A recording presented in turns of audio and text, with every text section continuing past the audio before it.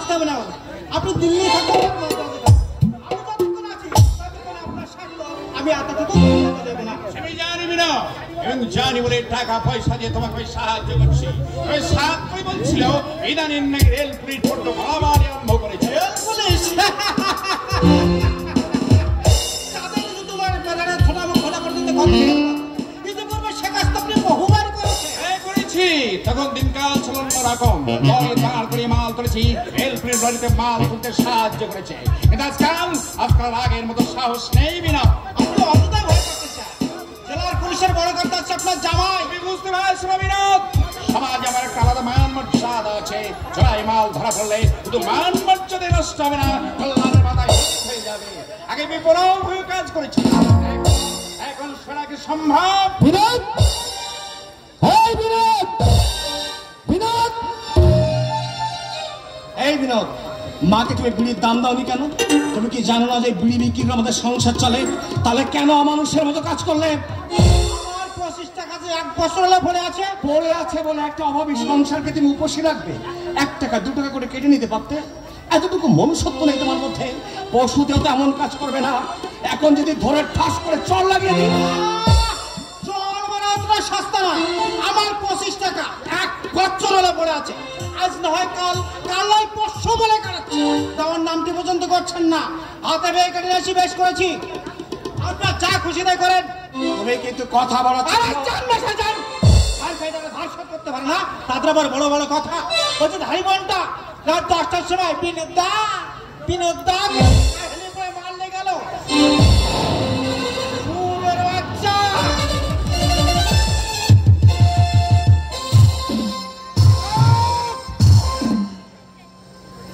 আমার চোখের সামনে একটা নিরীহ লোককে এইভাবে মারবো তুমি? তোমাকে কি করতে পারি জানি। শালা চোরে চোরে মাস্তুতো ভাই, আপনি আমার কিচ্ছু করতে পারেন না। হতে পারেন আপনি এই গ্রামের সবচেয়ে ধনী লোক, কিন্তু আমি আপনার খাস তালুকের প্রজা নই। আপনার বস্তিতে ভাড়া থাকি, যদি থাকতে না দেন অন্যত্র চলে যাবো। আর কি পালনা করতে পারেন আপনি আমার? হ্যাঁ, বাবু বেনুদের কাছে তুমি কত টাকা পাবে? আমার কাছে পাবেন, আমার কাছে পাবেন আরো 25 টাকা। তুমি চুপ করবে না। কাজটা সত্যি অন্যায় করেছি। একই গ্রামে বাস করে ঝগড়া বিবাদ করা ঠিক নয়। তোমার পাওনা টাকা আমি দিয়ে দিচ্ছি। বিনোদ, শোনো এদিকে।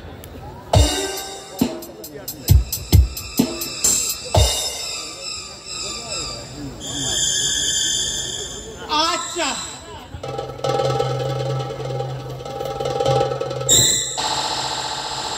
কোথায় পাঠালেন ওকে? আসছে, একটা কাজে পাঠিয়েছি। আচ্ছা দীপক, তুমি শিক্ষিত বুদ্ধিমান হয়ে এইভাবে বেকার ঘুরে ঘুরে এনার্জি নষ্ট করছো কেন? একটা ব্যবসা করলে তো 2 পয়সা রোজগার হয়। ইংরেজিতে একটা প্রবাদ আছে, আইডল ব্রেন ডেভিল ওয়ার্কশপ। দেশের যুব শক্তি জয় হলে সেই জাতির ভবিষ্যৎ অন্ধকার হয়ে যাবে। ব্যবসা করতে হলে মূলধন চাই। মূলধন, আই মিন টাকা। আচ্ছা, আমি যদি তোমাকে টাকা দিই, ব্যবসা করবে তুমি? আপনি আমাকে টাকা দেবেন? হ্যাঁ। কিন্তু কি স্বার্থে আপনি আমাকে টাকা দেবেন? স্বার্থ।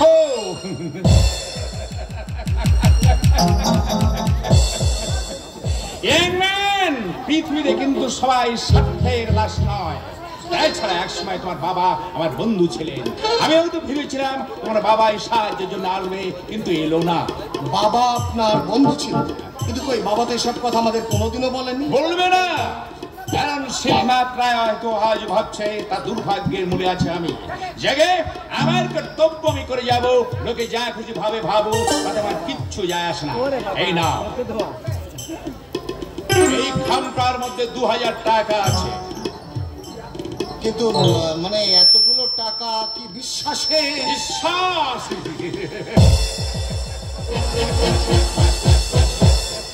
কথা কি জানো দীপক? তোমরা আমাকে যতই নিকৃষ্ট জীব ভাবো না কেন, আমি বোধহয় ততটা নিকৃষ্ট। মানুষকে, বিশেষ করে তরুণ সমাজের উপর আমার আগাধ আস্থা আছে। তোমরাই তো দেশ এবং জাতির ভবিষ্যৎ। এই না, কিন্তু মানে সঞ্জয় বাবু, এতগুলো টাকা, ওই টাকা দিয়ে ব্যবসা আরম্ভ করো। প্রয়োজন হলে আমি আরো দেব। আমি দেখতে চাই তুমি নিজের পায়ে দাঁড়িয়ে একটা দৃষ্টান্ত স্থাপন করো। হ্যাঁ, আসছে বা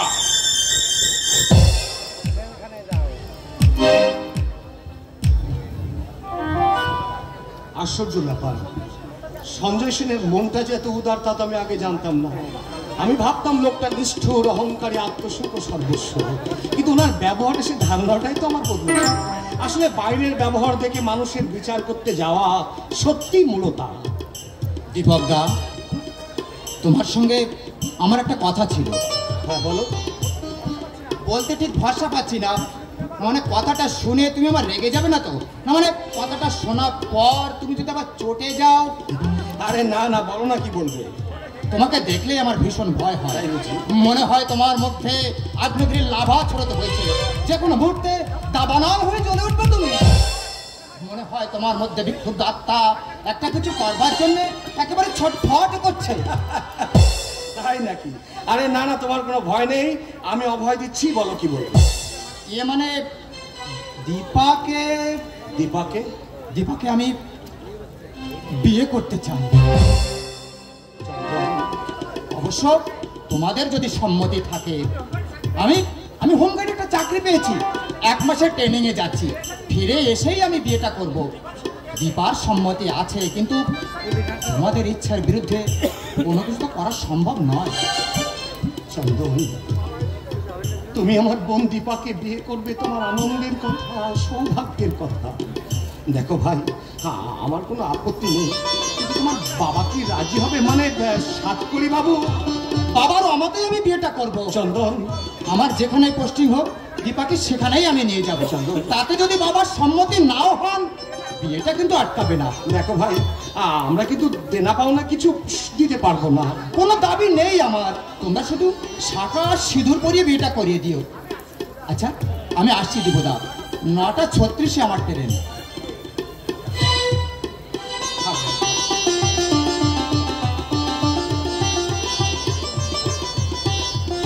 কথাটা দীপাকে জানিয়ে দিও। আচ্ছা, আমি আসছি।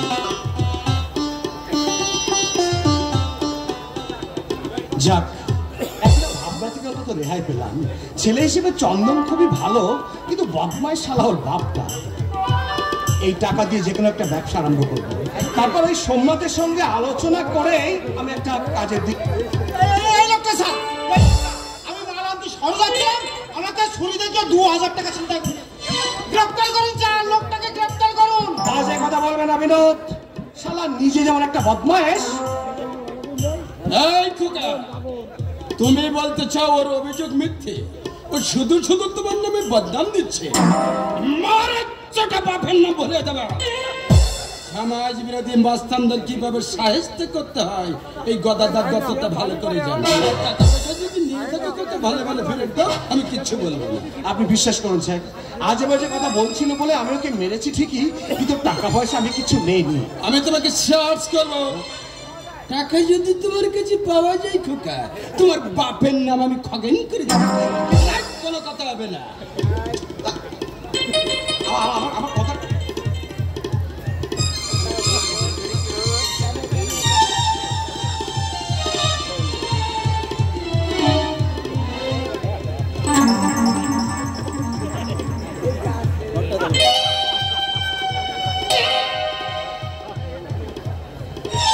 এটা কি কি আছে খামের মধ্যে?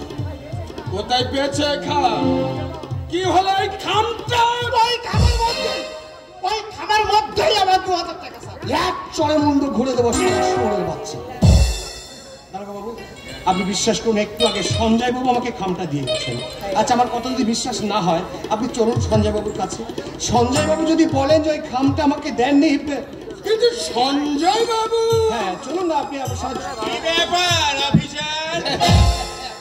এই যে মিস্টার সেন, ভাই এই ছেলেটা বলছে একটু আগে নাকি এই খামটা আপনি ওকে দিয়ে গেছেন। সত্যি আপনি দিয়েছেন এই খামটা? হ্যাঁ, আমি দিয়েছি। তুমি গাঁজা টাজা টেনে এসেছো না কি ছোকরা? আমি কেন খাম দিতে যাব? তাছাড়া ওর সঙ্গে তো আমার দেখাই হয়নি। কি আছে ওই খামটার মধ্যে? আজকে আমার 2000 টাকা স্যার। আমি মাল আনতে শহরে যাচ্ছিলাম, আমাকে শুনতে গিয়ে 2000 টাকা ছিনতাই করে নিয়েছে স্যার। আপনি তাহলে খামটা ওকে দেননি? না অফিসার, টাকা কি আমাকে কামলাচ্ছে যে যাকে তাকে টাকা দিতে যাব? হাতে ধরা পড়ে বেটা ধাপাই গেছে। আসলে এরা হচ্ছে সমাজ বিরোধী। কঠোর হস্তেদের দমন করতে না পারলে সমাজ একদিন ধ্বংস হয়ে যাবে। সঞ্জয় বাবু, কাইন্ডলি একটু শুনুন।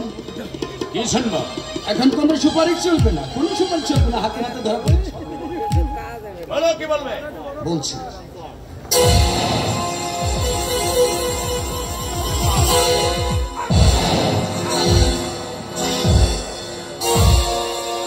শালা শালা তোর তেল হয়েছে শালা।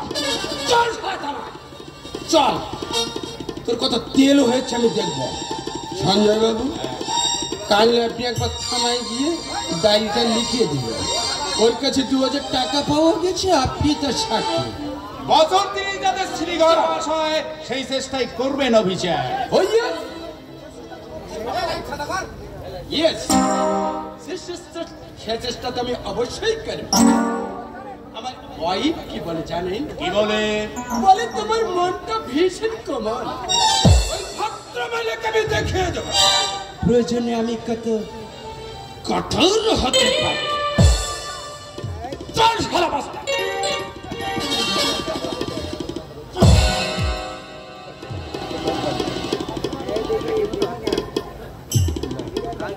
যাচ্ছি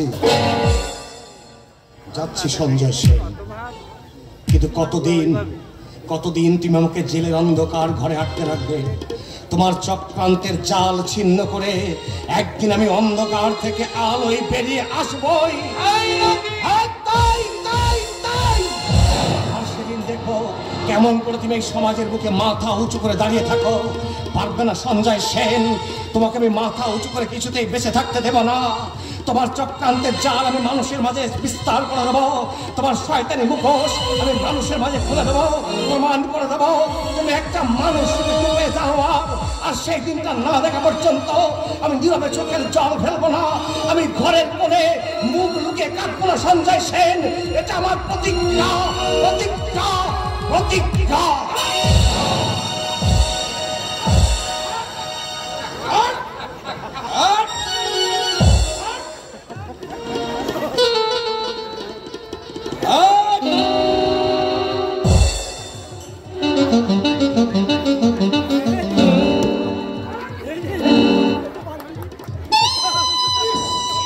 আপনার গালটা রক্তবর্ণ হয়ে গেছে স্যার। ঠিক 3 মঞ্জিলের খাড়ি বানিয়ে ছাড়বো। তবে আমার নাম সঞ্জয় সেন। রাজ্য সমাজ বিরোধী কঠোর হস্তের দমন করতে না পারলে সমাজ একদিন ধ্বংস হয়ে যাবে। থানায় যেতে হবে। চলুন স্যার, বুদ্ধিটা বেশ ভালোই যাচ্ছে।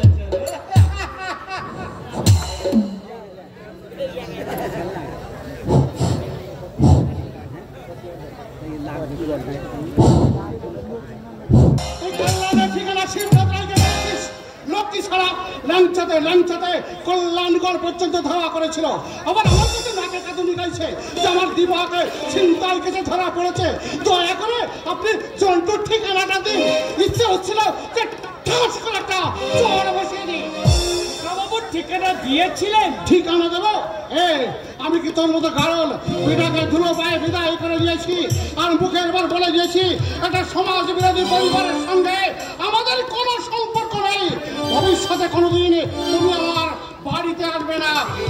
আপনি কি মানুষ? একটা রুগ্ন অসুস্থ মানুষ বিপদে পড়ে তার ছেলের খোঁজ করতে এসেছিল আর আপনি তাকে 22 বছর আগের প্রতিশ্রুতির কথা আপনার মনে নেই, থাকার কথাও নেই।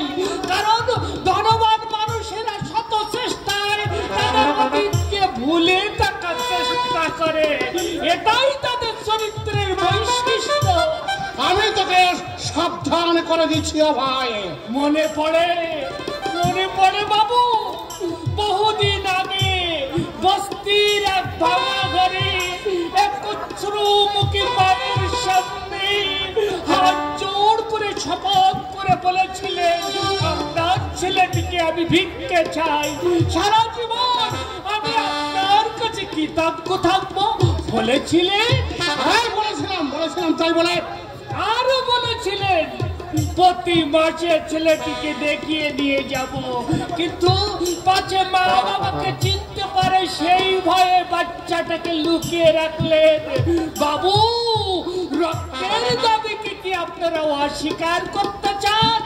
আপনার অহংকার মনুষ্যত্বকে আপনারা দু পায়ে মারিয়ে দেবেন। আমি তোকে সাবধান করে দিচ্ছি ভাই, কল্যাণের কানে যেন এ কথা না যায়। ওদের ছেলেকে আমি নগদে 5,000 টাকা দিয়ে কিনে নিয়েছি। ওই ছেলের উপর ওদের কোনো অধিকার নেই। ঋণ শোধ করবে ভেবেছ? টাকা দিয়ে কি পিতৃত্বের অধিকার পাওয়া যায়? তাই যদি যেত, আপনি তো একটা সন্তান লাভের আশায় হাজার হাজার টাকা খরচ করেছিলেন। পেরেছিলেন সন্তানের বাবা হতে। চিৎকার করে আপনি আবার মুখ বন্ধ করতে পারবেন না বাবু।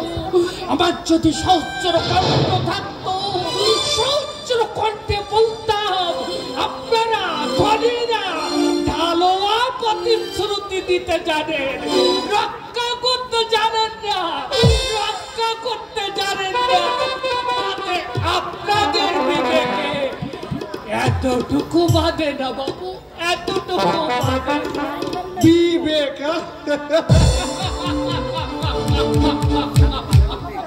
যেমন ভাবে হোক এই অবাই হারামজাদাটাকে এই বাড়ি থেকে তাড়াতেই হবে, নইলে হয়তো কোনোদিন কল্যাণের আসল পরিচয় ফাঁস করে দেবে। অনেক আগে ওই শহরটাকে আমি বাড়ি থেকে দূর করে দিতে হবে, পারিনি শুধু কল্যাণের জন্য। এবার বৌমাকে বলবো ওই শহরটাকে যেন দূর করে দেয়।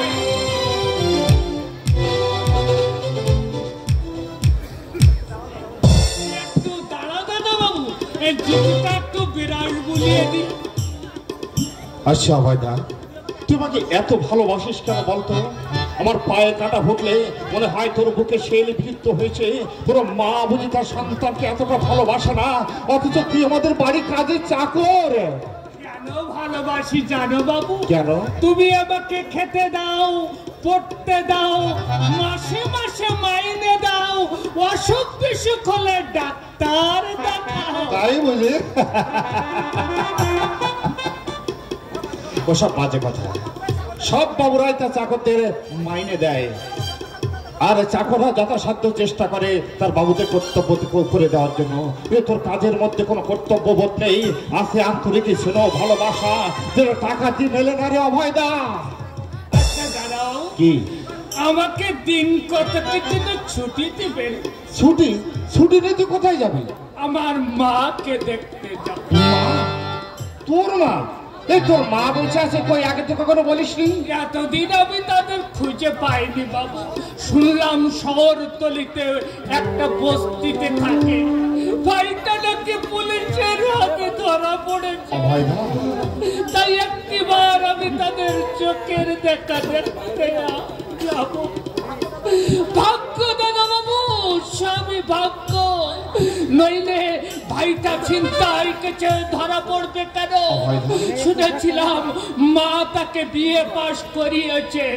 নিশ্চয় কেউ ষড়যন্ত্র করে আমার ভাইটাকে পুলিশে ধরিয়ে দিয়েছে দাদা বাবু, নইলে সমাজ বিরোধী সে নয়। কোনদিন হতে পারে না বাবু, কোনদিন হতে পারে না। অভয়দা ভাই আছে, আমার জ্ঞান হওয়া অবধি আমি শুনিনি যে অভয়দার মা আছে, ভাই আছে। কোনোদিন টাকা পয়সা কোনোদিন পাঠাইনি, হঠাৎ মা ভাইয়ের কথা বলছে। আশ্চর্য ব্যাপার।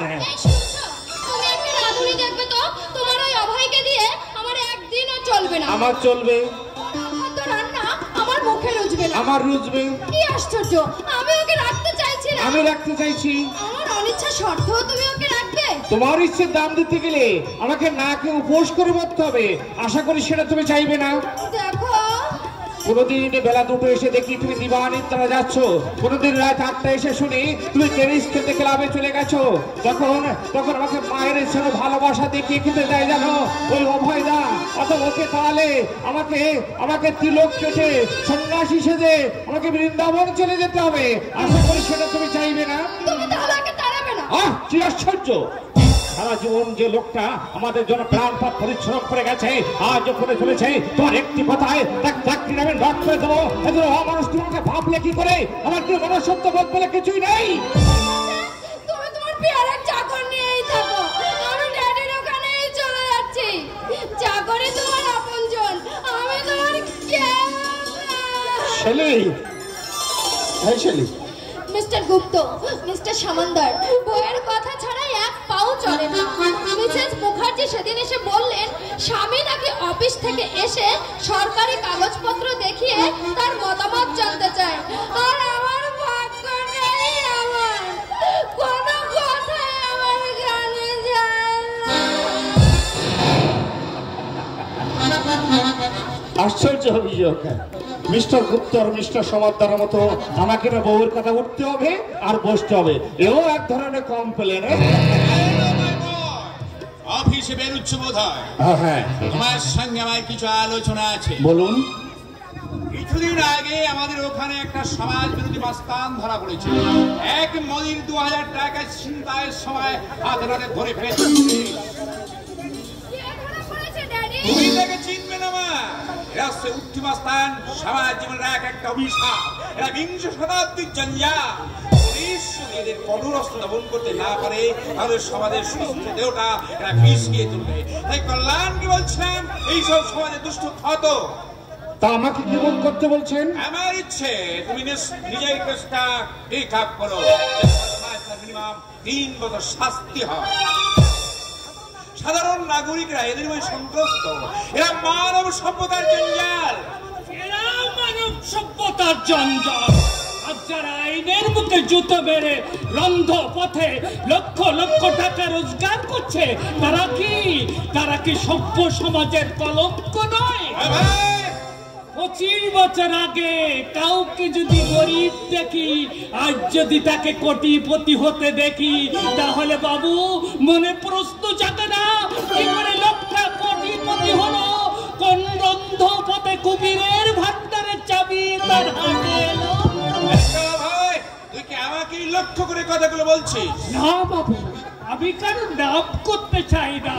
আমি শুধু জেলা পুলিশের বড় কর্তার কাছে অভিযোগ করছি। অনুসন্ধান করে দেখা আইনে রাখো। কেন শিক্ষিত তরুণীরা নেমে যাচ্ছে অবক্ষয়ের পথে?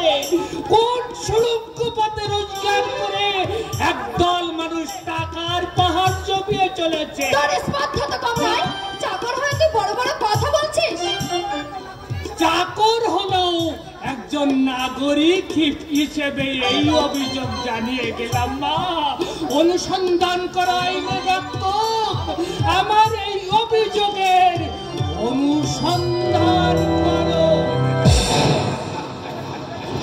যুগের হাওয়া উল্টে যাচ্ছে। আর ইচ্ছা করে তার মনিবকে উপদেশ দেয় এভাবে শুনলে তোমার পেয়ারের চাকরের কথাগুলো শুনলে? হ্যাঁ শুনলাম। অভয়দার সঙ্গে আমি সম্পূর্ণ একমত ছিলি।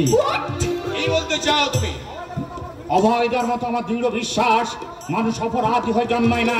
পারিপার্শ্বিক পরিবেশে মানুষকে অপরাধী সাজায়। সমাজ এক শ্রেণীর মানুষ আছে যারা রন্ধ পথে রোজগার করে আজ কোটি কোটি টাকা রোজগার করে চলেছে, অথচ আইন তাদেরকে পাত্তাই পাচ্ছে না। আমরাও মুখোমুখি আছি। তুমি রক্ষা করবে না? আমাকে মার্জনা করবেন। আইন তার নিজস্ব পথেই চলবে। ছেলেটা সত্যি যদি অপরাধ করে থাকে শাস্তিতে নিশ্চয় পাবে। কিন্তু আমি একটা কথা কিছুতে বুঝতে পারছি না, এই সামান্য কেসটা নিয়ে আপনি তো মাথা ঘামাচ্ছেন কেন? কি আশ্চর্য! ড্যাডি এই গ্রামের নেতৃস্থানীয় ব্যক্তি। যদি ওখানে কোনো অসামাজিক ঘটনা ঘটে, ড্যাডি তাতে ইন্টারফেয়ার করবে না? এছাড়া কেসটার সঙ্গে আমার ব্যক্তিগত মান মর্যাদা জড়িত আছে। কল্যাণ, এই কেসটা আমাকে টেক আপ করতে হবে। ওখানকার থানা বিধা সেইভাবে রিপোর্ট পাঠাবে। আমি চাই এই বদমাইশটার মিনিমাম 3 বছর শাস্তি হোক। আমাকে মাফ করবেন। আইনটা নিজস্ব গতিতেই চলবে। ছেলেটা যদি সত্যি অপরাধী হয় প্রচলিত আইন অনুসারে হয়তো তার সর্বোচ্চ 3 মাসের সাজা হতে পারে। আমার বাবার জন্য এই ছেলে, তোমার বাবা কেন, আমার বাবা সংবিধাতা এসে যদি অনুরোধ করে আইনকে আমি সবিনয়ে প্রত্যাখ্যান করতে পারবো না। আশা করি আমার স্পষ্ট জবাবে আপনি রুষ্ট হবেন না। চলে একটা অপদার্থ। বিয়ের আগে এই লোকটার তুমি সুখ্যাতি করতে রেডি, বলতে ছেলেটি একটি জিনিয়াস। দেখলে তো কেমন এক গুয়ে এত করে তুমি অনুরোধ করলে। অনেস্টির ভূত ওর মাথায় চেপে পড়েছে মামুনি। এই বয়সে আমি কত ম্যানকে দেখলাম, আরে নতুন পাস করে বেরিয়েছে, 4 বছর পেরিয়ে যাক এই বিতকরণ্য মানুষ হয়ে গেছে। নমস্কার বেগম সাহেব, নমস্কার নমস্কার। নমস্কার নমস্কার। তা কখন এলেন? এই তো একটু আগে। আপনার সঙ্গে আমার একটু জরুরি কথা আছে ভাই মশাই। তোমরা কথা বলো, আমি আসছি। আচ্ছা বলুন না, কি জানতে চান? আপনি যে শিবনাথ রায়ের ছেলেকে পরশু নিয়েছেন, এই কথা তো আমাকে বলেননি ভাই মশাই। হঠাৎ এ প্রশ্ন করছেন কেন? কল্যাণ কি আপনার সঙ্গে খারাপ ব্যবহার করেছে? না না, সেরকম কিছু নয়, তবে ওরা তো কাছাকাছি আছে, যে প্রতি কল্যাণের সঙ্গে যোগাযোগ করতে পারে। আপনি হয়তো জানেন না, এই কল্যাণের বড় ভাই দীপক চিন্তায় কিছু ধরা পড়ে জেল হাজতে আছে। আমি সব জানি। জানেন? হ্যাঁ, শিবনাথ রায় আমার বাড়িতে এসেছিল। সর্বনাশ! হঠাৎ যদি এখানে এসে হাজির হয় আর কল্যাণ যদি জানতে পারে শিবনাথ রায় তার বাবা, সব সর্বত ওদের উপরে চলে যাবে। আপনি সব জেনে শুনে কিভাবে চোখ বুঝে আছেন আমি ভেবে পাচ্ছি না। আচ্ছা বেগমশাই, বলছিলাম আপনার তো ওপর মহলে অনেক প্রভাব প্রতিপত্তি আছে। হ্যাঁ, তা আছে। আচ্ছা, কোন রকমের কল্যাণকে আপনি এখান থেকে অন্যত্র বদলি করে দিতে পারেন না? আমি সব পারি, দিনকে রাত করার ক্ষমতা আমার আছে। আবার সৎ লোককে চোর সরাতে পারি, আবার চোরকে তুলতে পারি সমাজের মাথায়। হ্যাঁ, তা যদি পারেন আমি চিরদিন আপনার কাছে কৃতজ্ঞ থাকবো। আর এই অবাই হারামজাদাটাকে কি করে এই বাড়ি থেকে তাড়ানো যায় সেই কথাটা একবার চিন্তা করে দেখুন। ও হচ্ছে শিবনাথ রায়ের পুরনো চাকর। আচ্ছা, আপনি আসুন, ওই খেতে খেতে 2 পরিবেশে মিলে এই কথাটা আলোচনা করবো। হ্যাঁ, তাই চলুন।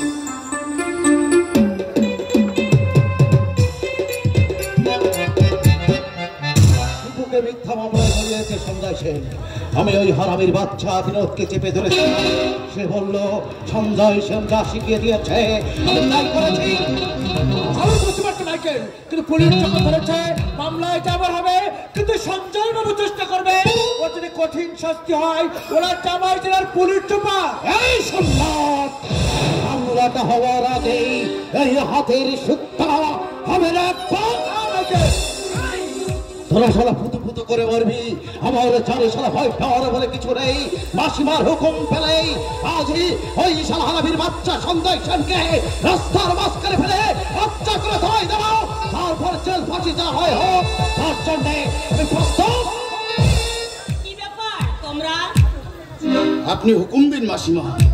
ওই হারামির বাচ্চা সঞ্জয় সেনকে আজই রাস্তার মাঝখানে ফেলে হত্যা করে ধরাই দেবো। খারাপ হয়ে যাবে। কি খারাপ হবে শুনি? জেল না হয় ফাঁসি, তাতে তো মরতেই একদিন হবে। তবে আমার পার আগে 2-4টে জানোয়ারকে খতম করে দিয়ে মরবো, এটাই আমার নীতি।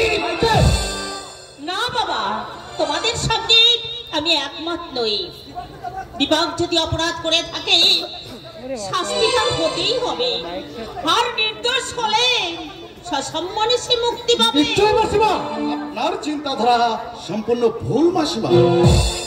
বিষয় সম্পত্তি নিয়ে দাদার সঙ্গে আমার ঝগড়া হয়।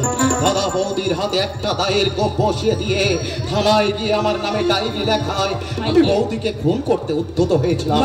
আর দেখা সাক্ষী দেয় ওই হারামির বাচ্চা সঞ্জয় সেন। 2 বছরের জেল হলো, দোষ না করেও আমি শাস্তি পেলাম। কিন্তু কই তোমাদের ওই ভগবান আমাকে তো নির্দোষ বলে খালাস পাইয়ে দেয়নি। আল্লাহ, ভগবান, এ সবই ধাপ্পাবাজ। এই যুগের বিচারের বারে এভাবে নিভৃতে কাঁদে। তাই আমার নীতি হচ্ছে দুশ্মনের গোলাকৃতি চেপে ধরে নির্মম নিষ্ঠুর ভাবে শাস্তি দিতে হবে। তার জন্য জেল ফাঁসি যা হয় হোক। ওর কথা আপনি কিছু মনে করবেন না মাসিমা, সেটা বরাবর একটু উগ্র প্রকৃতি। মামলায় কি হবে জানেন একমাত্র ভগবান। টাকা পয়সা খরচ করতে পারলে হয়তো রেহাই পেত। আপনি একবার তার ওর কাছে গিয়ে বলুন না মাসিমা। না সোমনা, সেটা হবে আমার মৃত্যুর স্বামী মাসিমা। সঞ্জয় সেনের অতীত ইতিহাস তোমরা জানো না। আমাদের এই দুরবস্থার মূলেই আছেন উনি। তোমার মেসমশাইকে বিপথে চালিত করেছে ওই লোকটা। সঞ্জয় বাবু, আমাকে মার্জনা করো বাবা। ঝোঁকের মাথায় আমি কথাগুলো বলে ফেলেছি। নিজের চরিত্রে যদি সফলতা থাকে কেউ তাকে বিপদকে নিয়ে যেতে পারে না। দোষ তোমার মেসমশাইয়ের, সঞ্জয় সেনের নয়। সঞ্জয় সেনের। মাসিমা মাসিমা, সঞ্জয় সেনকে তারা আগে থেকেই চিনতেন। সঞ্জয় সেন অমানুষ ঠিকই, তবে এই অবস্থায় উনি মুখ ফিরিয়ে দিতেন না বলেই আমার বিশ্বাস, বলেই আমার বিশ্বাস। সঞ্জয় সেনকে আমি অনেকদিন আগে থেকেই চিনি। লোকটা শয়তানের শিরোমণি। আমাকে নরকের পথে নামিয়ে দিয়ে নিজের আখের গুছিয়ে নিয়ে হৈমন্তেপুর থেকে পালিয়ে এসেছিল। দেখুন শিবনাথ বাবু, যা বলেছেন বলেছেন, আর বলবেন না। শুনলে লোকে আপনার মুখে থুতু বলবে যে আপনি একটা বদ্ধ পাগল। আপনি বিশ্বাসে করুন নন্দী মশাই, চিরদিন আমি ভিখারি ছিলাম না। হয়তো ছিলেন না, কিন্তু এখন ওসব কথা বললে কেউ বিশ্বাস করবে? আপনাকে আমি যে কি করে বোঝাবো, আমি দিন ভিখারি নই। এই জেলার পুলিশ সুপার আমার নিজের মানা। ওর সঙ্গে আমার একটা ঘনিষ্ঠ সম্পর্ক জড়িয়ে আছে। ওই কল্যাণ আমার। তাহলে আমাকে না ডেকে আপনার সেই শালিক ছেলে অফিসারকে গিয়ে বলুন যে দীপকের মুক্তির ব্যবস্থাটা করে দিন। সেটা সম্ভব নয়। কেন সম্ভব নয়? এর উত্তর আমি দেব না, আর দেওয়াও সম্ভব নয়। মানুষের জীবনে এমন অনেকই ঘটনা ঘটে যার উত্তর দিতে গেলে লজ্জায় মাথায় হেট হয়ে যায়। তাকে আপনার গোপনীয় কথা আমি শুনতে চাই না। এখন আমি আপনাদের জন্য কি করতে পারি তাই বলুন। সঞ্জয় বাবু আপনার বন্ধু, তাকে বলে দয়া করে আমার দীপুর মুক্তির ব্যবস্থাটা আপনি করে দিন। কিন্তু একটা নির্দোষ ছেলের লাইফটা এমনিভাবে বরবাদ হয়ে যাবে, এটা আপনারা নিশ্চয়ই চাইবেন না। আমি হাত জোড়ো করে আপনার কাছে অনুরোধ করছি, ওর মায়ের মানসিক অবস্থাটা নিশ্চয়ই আপনি বুঝতে পারছেন। আপনাদের মনোবেদনা আমি উপলব্ধি করতে পারছি, তবে আপনারা যখন দীপকের মুক্তির জন্য একটা প্রস্তাব আমার কাছে করলেন, তখন আমিও একটা প্রস্তাব আপনাদের কাছে রাখতে চাই। যদি রাজি থাকেন দীপককে আমি বেকসুর খালাস করিয়ে দেবো। বলুন, আপনার যে কোনো প্রস্তাবে আমরা রাজি আছি। আমাদের মানসিক অবস্থাটা আপনি নিশ্চয়ই উপলব্ধি করতে পারছেন। আচ্ছা আমার বয়সটা কত বলে আপনার মনে হয়? 65 হবে। 65? মাথায় চাপ পড়েছে বলে মনে করেছেন যে আমি বৃদ্ধ হয়ে গেছি? এই মাঘে আমি 45-এ পা দিলাম। কিন্তু আপনার অত বড় ছেলে চন্দন কম বয়সে, খুব কম বয়সে বিয়ে করেছিলাম। স্ত্রী মারা গেল আর বিয়ে শাদী করলাম না। তা মনে করুন যে ঘরে যদি মেয়ে ছেলে না থাকে, সে সংসারে কি লক্ষ্মী থাকে না মন বসে কোনো পুরুষ মানুষের? সে তো বটেই, সে তো বটেই। আমি বলছিলাম যে ওই হ্যাঁ আপনাদের দীপা যদি আমার সংসারের ভারটা নেয়, তাহলে দীপকের মুক্তির ব্যবস্থা আমি নিশ্চয়ই করে দেব। সঞ্জয় বাবু আমার অনুরোধ উপেক্ষা করতে পারবেন না, কারণ ওনার অনেক গোপন ইতিহাস আবার জানা আছে। এ তো খুব আনন্দের কথা। দীপা আপনার ঘরে যাবে? চন্দনেরও সম্মতি আছে বলে আমি শুনেছি। না না, চন্দনের বিয়ের কথা আপাতত আমি ভাবছি না।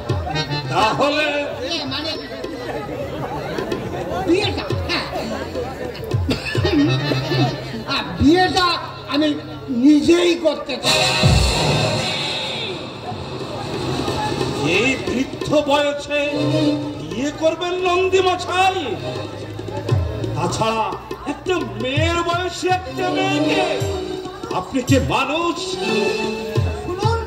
কি শোনাবেন, কি শোনাবেন আপনি? আপনি যদি মানুষ হতেন এমন জঘন্য প্রস্তাব আপনি দিতে পারতেন না। আমার ছেলে জেলে পচে মরুক, দীপার জীবনটাকে আমি হাহাকারে ভরিয়ে দিতে পারবো না। একটুখানি পিস এনে দাও আমাকে, খাইয়ে ঘুম পাড়িয়ে দিই হতভাগিনীকে। না দিতে পারলাম পেট ভরে দুটো ভাত, না দিতে পারলাম ভালো একখানা কাপড়, তার চেয়েও মরে যাক, তবু মনটাকে আমি প্রবোধ দিতে পারবো। আপনি বাস্তব অবস্থাটা একবার উপলব্ধি করে দেখুন। তুমি একটা তুপের জানো,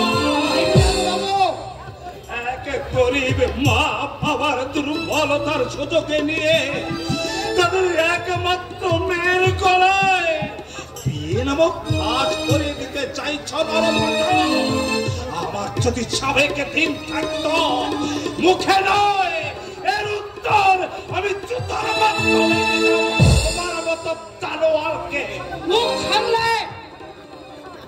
সামলে কথা বলবেন না। বেরিয়ে যান, বেরিয়ে যান, বেরিয়ে যান। নইলে আপনাকে আমি জুতো পেটা করবো। আমি ভদ্র সন্তান বলে এখনো আপনাকে সহ্য করছি, এখনো আপনি দাঁড়িয়ে আছেন। আমি জানতে চাই আপনি যাবেন কিনা। যাচ্ছি, তবে এই অপমান আমি ভুলব না। কাল সকালে বাড়ি ছেড়ে অন্যত্র চলে যাবেন। বাড়ি ভাড়াটা পাইপ টু পাইপ মিটিয়ে দিয়ে যাবেন।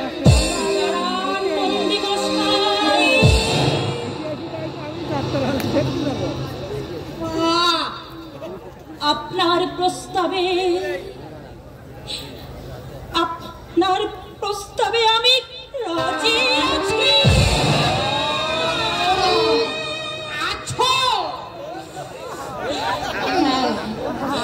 আপনি আমার দাদাকে ছাড়িয়ে আনবার ব্যবস্থা করুন, আমি আপনাকেই বিয়ে করব। না না না, তুই ভুল করছিস মা, তুই ভুল করছিস। সারা জীবন ধরে এই ভুলের মাসুল তোকে দিয়ে যেতে হবে মা। দামি পালঙ্কে শুয়ে তুই হাহাকার করে কাঁদবি। দরকার নেই, দরকার নেই দীপকের মুক্তি। দীপকে জেলে পচে মরু, আমি তো দাদার জন্যই আত্মহুতি দিচ্ছি।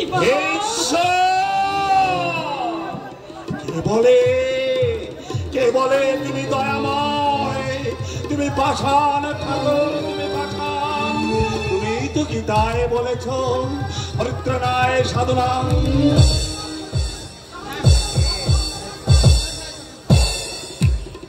পবিত্র নয় সাধনা, ধর্ম সংস্থাপনায় সম্ভব আমি যুগে যুগে। কোথায় কোথায় তুমি দর্পহারে নারায়ণ নেমেছ, এই সমস্ত চক্রান্তকারীকে তুমি ধ্বংস করে দাও, তুমি ধ্বংস করে দাও।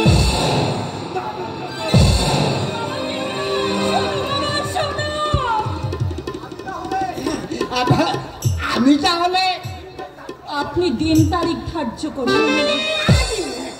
আজ একটা লগ্ন আছে, রাত 12টার পর আমার তো মনে হয় শুভ কাজে বিলম্ব করা উচিত নয়, কারণ শাস্ত্রেই তো বলেছে যে শুভ না। কি বলেন শাশুড়ি মা?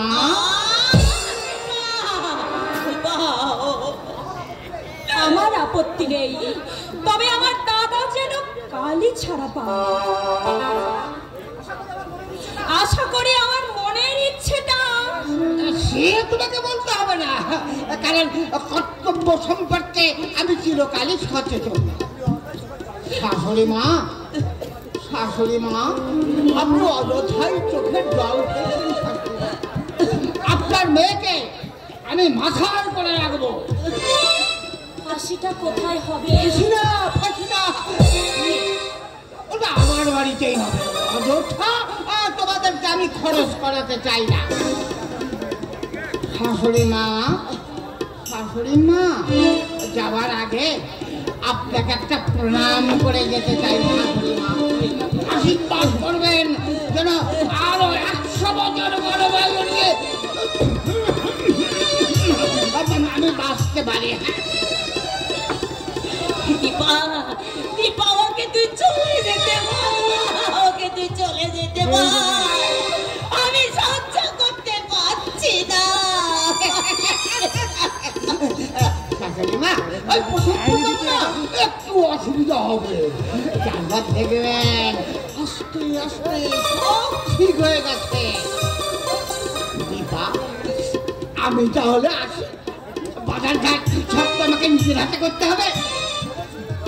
শাশুড়ি মা, আপনি কোনো চিন্তা করবেন না, কোনো চিন্তা করবেন না। ভগবান যা করেন স্বামী মঙ্গলের জন্যই করেন। দীপা, তাহলে আমি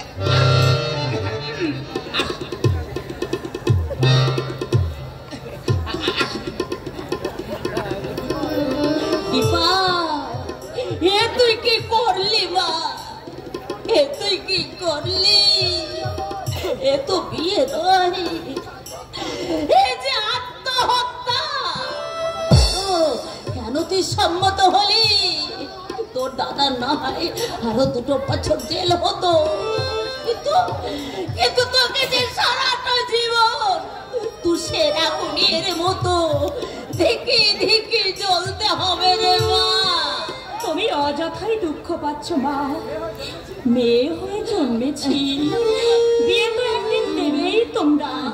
হয়তো সেখানে গিয়েও দুঃখ হতো, এতে তবু একটা সান্ত্বনা থাকবে। আমি আমার দাদার জন্য কিছু অন্তত করতে পেরেছি।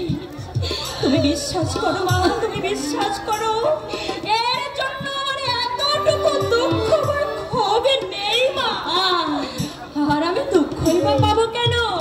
লোকটার অভাব টাকা আছে, ভাত কাপড়ের অভাব কোনোদিনই হবে না।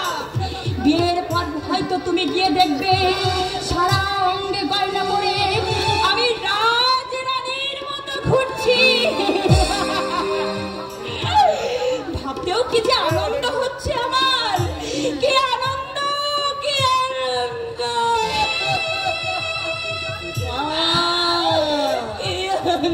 তুই কাঁদছিস হতভাগী?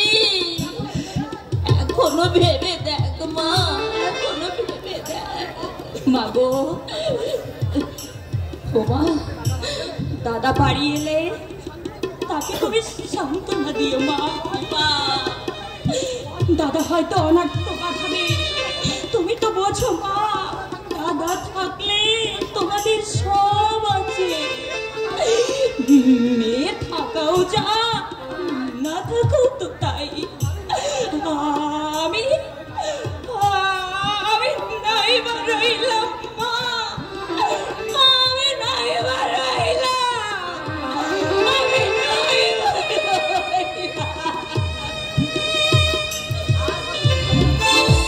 আর কত, আর কত দুঃখ দেবে ঠাকুর, আর কত দুঃখ তুমি দিতে চাও? তবু অভাবের কাছে আমি মাথা নত করব না। ছাড়ু, তোমার ছোট এক এক করে করে মনের কুসুম প্রবৃত্তি গুলো ছিন্ন বিচ্ছিন্ন হয়ে যাক, আমি নীরবে সহ্য করে যাব। আমি নীরবে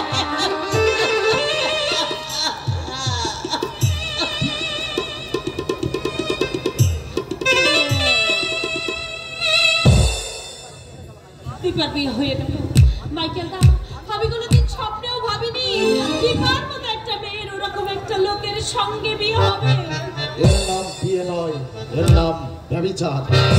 যাদের অর্থ আছে, সম্পদ আছে, যারা এই সমাজের মধ্য করে, তারাই শুধু আনন্দ করে যাবে, গরিবদের প্রতিবাদ করার এতটুকু সুযোগও থাকবে না। এটাই কি সমাজ ব্যবস্থা? আইন থাকবে এদের নাগালের বাইরে, আর নেতারা সব বলবে সব ঠিক হয়, ঠিক হয়। তুমি কি ভাবো রমা? আমি অগান ব্রেকার হয়ে জন্মেছিলাম শয়তানদের ষড়যন্ত্রে। আজ আমি সমাজ বিরোধী। ওই দীপকটা যেমন আজ ছেলে পচে মরছে, একটা নিষ্প্রাণ তরুণ শয়তানদের চক্রান্তে। হ্যাঁ পাবে, পাবে রমা, কিন্তু কিসের বিনিময়ে মুক্তি পাবে জানো? কিসের বিনিময়ে? তার একমাত্র বোনের যৌবনের বিনিময়ে। Sorry my dear young sister, এই অশ্লীলতা কথার জন্য আমি তোমার কাছে মার্জনা চাইছি, কিন্তু 20 বছরের একটা তরুণীর সঙ্গে 60 বছরের এক বৃদ্ধের বিবাহ, এই অসম বিবাহকে আমি কিছুতেই মেনে নিতে পারছি না। জানি না দীপকটাও মেনে নেবে কিনা, কিন্তু আমি হলে কি করতাম জানো রমা? ওই দুটো খেয়ে এক সঙ্গে ধরে গলার টুটি চেপে ধরে ফাঁসিতে যেতাম, আদালতে দাঁড়িয়ে তার স্বরে চিৎকার করে বলতাম, এ ধর্মবতার, খুন আমি করেছি, কিন্তু কেন করেছি একটুবার অনুসন্ধান করে দেখুন। জানি জানি জানি রমা, আমার কথায় কেউ কর্ণপাত করবে না, কিন্তু রমা এই সমাজটাকে আমি যতই দেখছি ততই আমার স্নেহকুন্তি উত্তেজিত হয়ে উঠেছে। ইচ্ছে হচ্ছে এই মন্দাতা আমলের গুন্ডা সমাজটাকে আমি ভেঙে গুঁড়িয়ে দিই।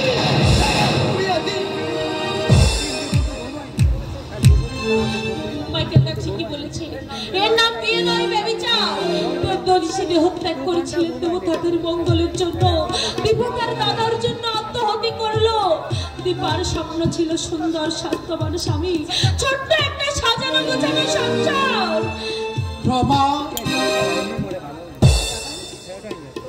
তোমার মুখ চোখ শুকনো কেন? শরীর কি ভালো নেই তোমার? আরে শরীর ভালো আছে, তবে যাই হোক একটা চাকরি করছিলাম, সেটাও আর চলে গেল রে।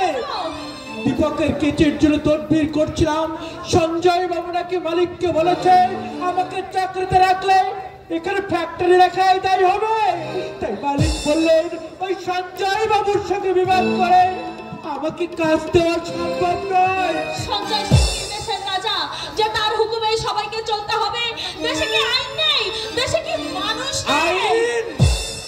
আইনের কথা বলছিস রমা? আইন আছে, কিন্তু সে আইন শুধু গরিবদের জন্য।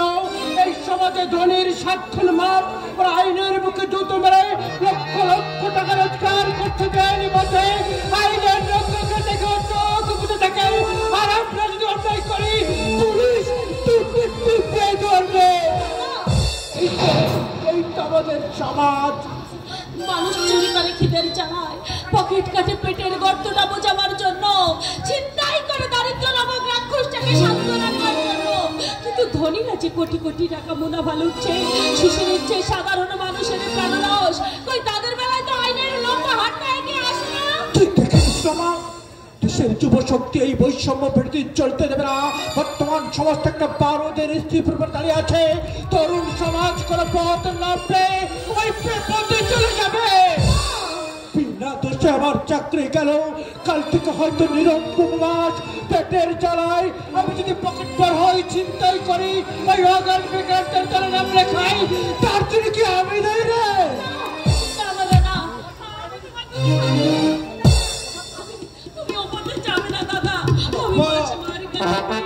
শিখেছে দুটো পেয়ে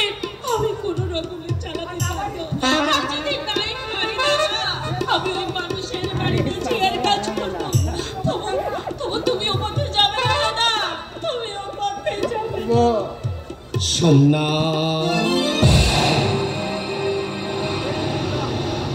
একই দীপুদা, তুমি একই চেহারা হয়েছে তোমার। ওরা কি তোমাকে খেতে দেয়নি? তোমাকে এই অবস্থায় দেখার আগে আমি যদি মরতে পারতাম দুঃখ থাকতো না। কেন কেন তুমি আমাদের বাড়িতে এলে দীপুদা? কেন এলে দীপুদা? কেন এলে? রমা পড়তে পর, তারপর কেমন আছিস বল? নরক দর্শন করে এলাম রে সোমনাথ। জেলখানা মানেই তো নরক। আমি হলফ করে বলতে পারি, কোন সৎ মানুষকে যদি 6 মাস জেলের মধ্যে আটকে রাখা হয়, সে একজন পাকা সমাজবিরোধী হয়ে বেরিয়ে আসবে। কিন্তু আমার কি মনে হয় জানিস, ওই জেলখানা প্রথমে তৈরি হয়েছিল মানুষকে সংশোধনের সুযোগ করে দেবার জন্য। চোর ডাকাত পকেটমার তৈরি করবার কারখানা তো জেলখানা নয়, কিন্তু বস্তুত পক্ষে তাই হচ্ছে রে সোমনাথ। ওখান থেকে বেরোবার পর মানুষ আর মানুষ থাকে না, একটা জানোয়ার মরে যায়। সে যাই হোক, তুই যে বেকসের মুক্তি পেয়েছিস সেটাই তো ভাগ্য। নইলে তুই যে ষড়যন্ত্রের শিকার হয়েছিলি, জেল তোর অবধারিত। আমি জানতাম রে সোমনাথ, আমি জানতাম যে ছাড়া আমি পাবই। আমি তো কোনো অন্যায় করিনি রে। সত্যের সূর্যকে কখনো মিথ্যার কুয়াশা দিয়ে ঢেকে রাখা যায় না রে সোমনাথ। একদিন তা প্রকাশ পাবে। বাড়ি গিয়েছিলি? না রে, আজকে রাতটা তোদের এখানে থেকে কাল ভোরে বাড়ি চলে যাব। ও তা হ্যাঁ রে সোমনাথ, আমার মা বাবা দীপা এরা সব কেমন আছে রে? ভালোই আছে। বাবা বোধহয় খুব ভেঙে পড়েছে, তাই না রে? মা নিশ্চয়ই খুব ভেঙে পড়েছে। আমার বাবা হয়তো বিশ্বাস করেছে যে আমি সত্যি চিন্তাই করেছি, কিন্তু আমার তো দীপা কি যদি বিশ্বাস করবে না রে? কারণ ও তো তার ওই দাদার অন্তরটাকে আয়নার মতো দেখতে পায়। তবে হ্যাঁ, ওই শালা সঞ্জয় সেনকে আমি কিছুতেই ছাড়ব না। এই অপমানের প্রতিশোধ আমি নেব। এই 1 মাসের চেহারা যে ছিঁড়ি করেছো আর তাকানো যাচ্ছে না। আসলে শরীরের উপর তুমি যত্নই নিচ্ছ না। কি করবো বলো, জেল হাজতে তোমার মতো প্রিয়জন তো কেউ ছিল না যে যত্ন করে খেতে দেবে। আসলে রমা, মানসিক চিন্তাতে শরীরটা ভেঙে গেছে। ও 2-4 দিন বাড়িতে থাকলে সব ঠিক হয়ে যাবে। তুই মুখার্থে বিশ্রাম করে দেবো, আর তুই ওরটা ধরে দে রমা, আমি এক্ষুনি আসছি। কোথায় যাবি এত রাত্রে? আরে এতদিন বাদে বাড়িতে এলি, শুধু ডাল ভাত তো তোর মুখে তুলে দেওয়া যায় না। তুই একটু বিশ্রাম কর, আমি বেশি দেরি করবো না রে। আমি যাব আর আসবো।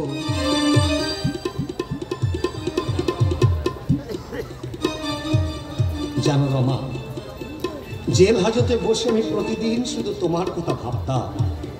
মাঝে মাঝে আমার মনে হতো আজ বুঝি আমার রমা আমার সঙ্গে দেখা করতে আসবে, কিন্তু নিষ্ফল প্রতীক্ষা।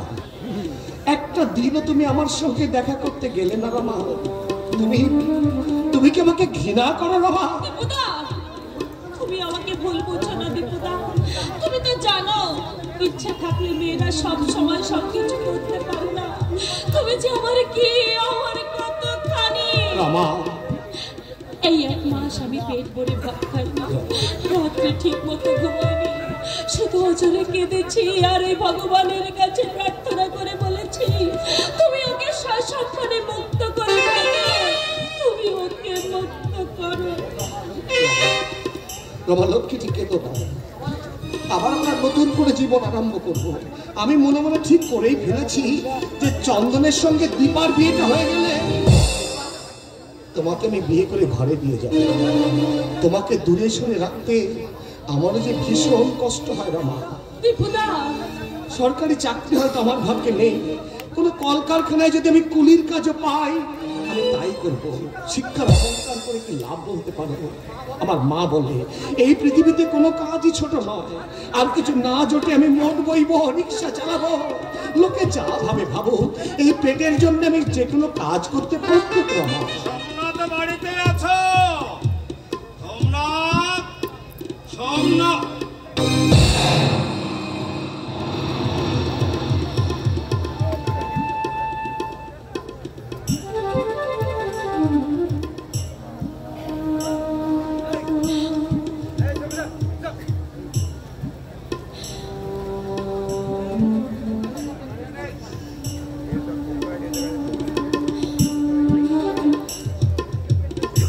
ভালো আছো বাবা? হ্যাঁ, তুই কখন এলি? এই তো একটু আগে। বাড়িতে এলি না কেন বাবা? মা, তোর মা খুব কান্নাকাটি করছে। এদিকে খবর সবই তো শুনেছি, সবই আমার এই পড়া অদৃষ্টের দোষ।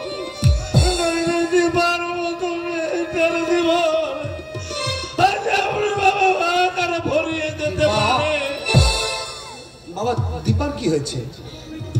তুই কিছু শুনিস না তো, মানে কি শুনবো? কি হয়েছে দীপার?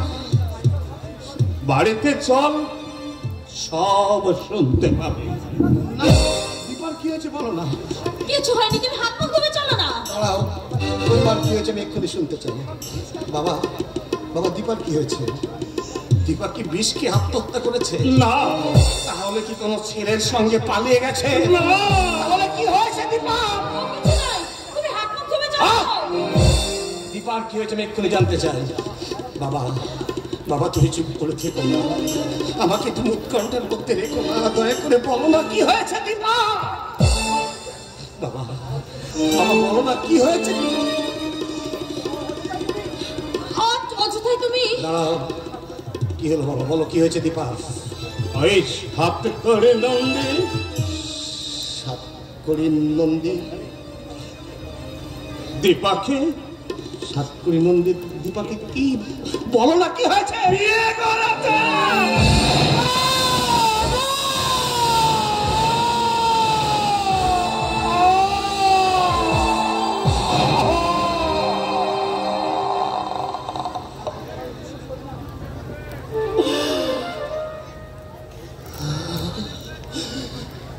না, এই হতে পারে না,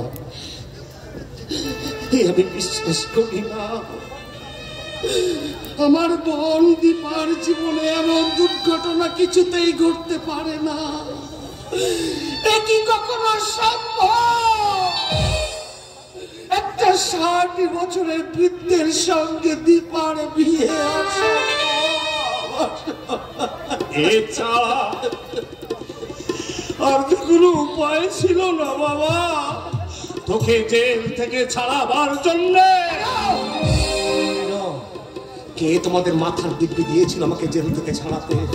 আমি না হয় জেলের অন্ধকারে নরক যন্ত্রণা ভোগ করে তিলে তিলে শেষ হয়ে যেতাম।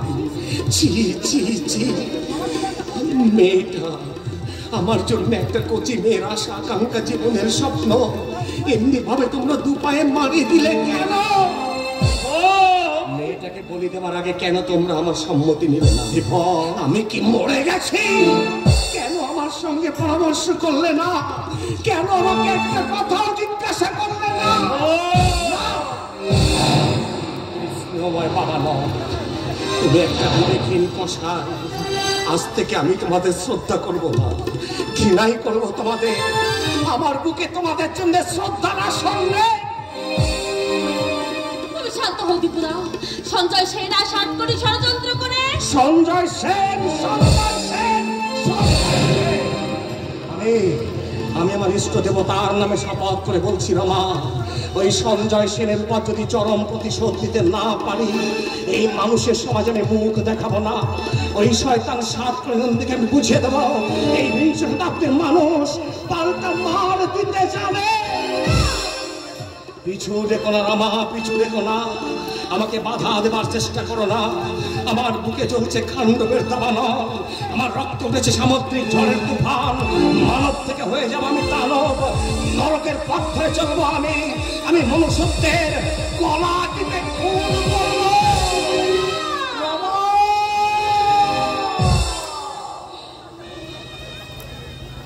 রমা, আমার কচি মনটা একটা বৃদ্ধ লম্পটের বাহু বন্ধনে হাহাকার করে কাঁদছে। তারা কুমার্ত না, আমি আমার এই বুকটার মধ্যে শুনতে পাচ্ছি চলে যাচ্ছে, এই বুকটা আমার চলে যাচ্ছে। আমি বুঝি পাগল হয়ে যাব, আমি উন্মাদ হয়ে যাব। আমার দীপা, আমার স্নেহের দীপা, কার অনুরোধ আমি শুনবো না, আমার আদেশ আদেশ আমি মানব না। কি দিয়েছে আমাকে তোমাদের এই সমাজ, কি দিয়েছে আমাকে তোমাদের এই রাষ্ট্র? ঘৃণা, লাঞ্ছনা, অবহেলা, অপমান ছাড়া আর কি দিয়েছে এই বান্দা সমাজ? এই সমাজটাকে আমি বিষিয়ে দেবো, রাষ্ট্রের দিয়ে ঢেলে দেবো লক্ষ্য নাগ্নি তীব্র বিষ। ঘরে ঘরে তৈরি করবো সমাজ প্রতি মাস্তান, জনজীবনকে আমি ক্ষত বিক্ষত করে দেবো। আমাকে যারা সসম্মানে বাঁচতে দিলে না, আমার বন্ধুটার জীবনটা যারা হাহাকারে ভরিয়ে দিলে, আমি তাদের কাউকে বাঁচতে দেবো না, কাউকে না, কাউকে না, কাউকে না। দীপক মরে গেছে বাবা, দীপক মরে গেছে। তার মরা মন থেকে নতুন করে জন্ম নিয়েছে সমাজের আতঙ্ক, এক হিংস্র দানব। আমি একটা জ্বলন্ত বারুদ, শুধু একটা গ্যাসের কাঠি চালিত অবস্থা। আমি তো মরবই, মরবার আগে সমাজ রাষ্ট্রের ভেতরটা ধরে প্রচন্ড একটা নাড়া দিয়ে যাবো। একটা একটা করে মানুষ বিচারার গুণে টেনে নেবো পথের ধুলোয়, লাথ মেরে গুলে দেবো বুকের পাঁজর, ভেঙে খান খান করে দেবো তাদের আকাশ শূন্য হবিতা। আজ থেকে শুরু হলো এই সমাজ আর সমাজের মানুষের বিরুদ্ধে এই দীপকের জেহাদ।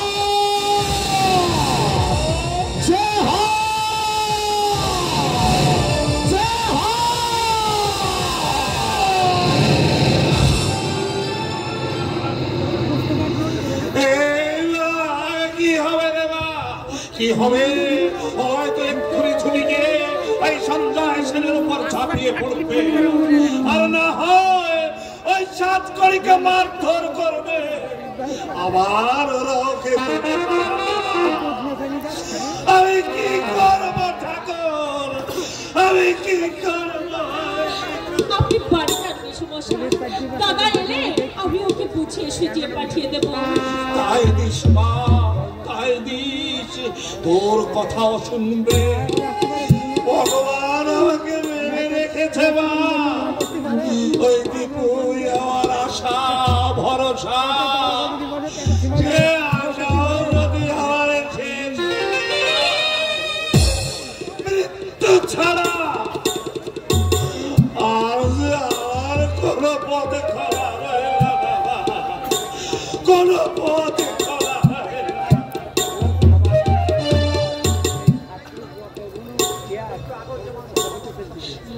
একটু আগে হচ্ছে মানুষটা ঘর বাঁধার স্বপ্ন দেখছিল, 5 মিনিটের মধ্যে তার স্বপ্ন ভেঙে চুরমার হয়ে গেল। শান্ত মানুষটা হঠাৎ অশান্ত হয়ে উঠল। ওর মনে তুমি একটু শান্তি দাও ঠাকুর, ওর মনে